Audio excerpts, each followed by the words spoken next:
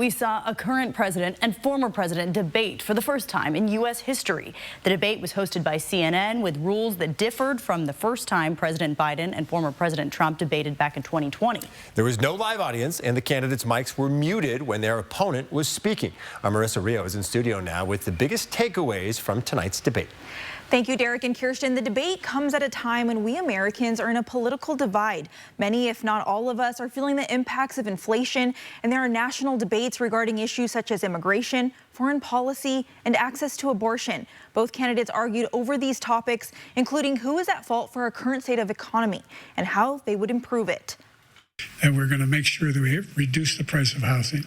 We're going to make sure we build 2 million new units. We're going to make sure we cap rents so corporate greed can't take over. The combination, what I was left with in corporate greed, is the reason why we're in this problem right now. Trump disagreed and said he had the greatest economy in history. The Associated Press fact-checked his statement and determined that was false. We get a lot of credit for the economy, a lot of credit for the military, and no wars and so many other things. Everything was rocking good. But the thing we never got the credit for, and we should have, is getting us out of that COVID mess. He created mandates that was a disaster for our country. The two also debated over the war between Russia and Ukraine.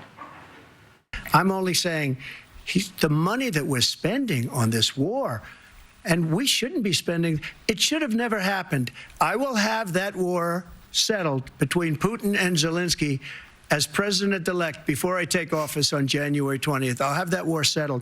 Biden also addressed his plans to end the war between Israel and Hamas.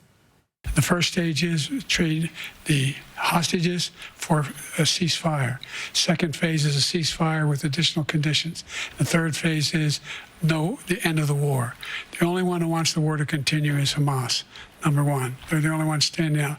We're still pushing hard to get them to accept. In the meantime, another large issue of debate, access to abortion. Biden saying it's a decision that should not be made by a politician.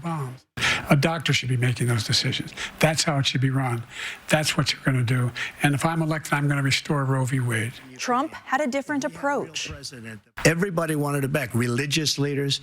And what I did is I put 3 great Supreme Court justices on the court, and they happened to vote in favor of killing Roe v. Wade and moving it back to the states. Biden replied that was false, and majority of constitutional scholars supported Roe v. Wade.